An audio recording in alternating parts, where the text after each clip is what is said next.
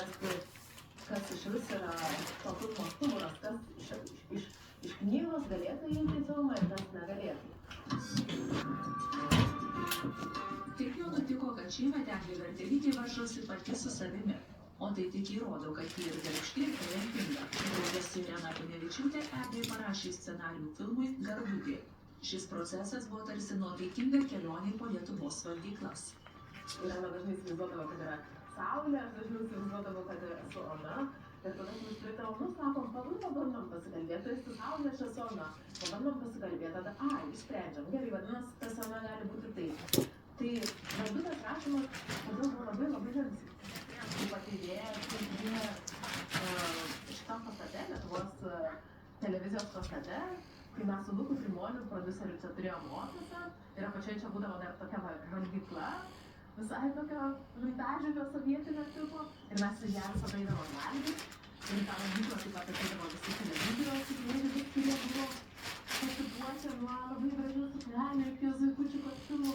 Ir tas miksas, šitas valgyklos ir televizinio gyvenimo miksas man pasirodė gal labai įdomus ir būtent tame pastate tuo metu ir gimė ta idėja. Žinai, kažkaip visai mane pradeda šias konkursus patekti. Nes iš pradžių tai galvojom, kad iš vis be šansų. Dabar tavo nėra. Jo šansas. Ir šiaip, naudinga patirtis. Laurynas Bareiša jau yra įvertintas sidabrinę gervę už geriausią filmo scenarijų. Tai reiškia, kad matematikoje išsilavinimą turintis Laurynas geba ne tik skaičiukus dėlioti, bet ir raides taip sujungti, jog atsiras akis ir ausis prikaustantis filmo siužetas. Šiemet Laurynui nominacija skirta už filmo Sesės scenarijų. Rašant tą visą filmą norėjosi palikti visą erdvės žiūrovo kelionei. Ne tik tai statyti kažkaip žiūrovui tą vienus tokius bėgius ir papasakoti tą labai aiškiai istoriją, bet pabandyti tam filmą palikti erdvės ir pabandyti per visą pasakojimą atskirti, kas yra tie tokie realūs, tikri faktai ir kas yra tie emociniai faktai, kurie mums susikuria po visokiausių trauminių įvykių. O būtinai taip klausyti.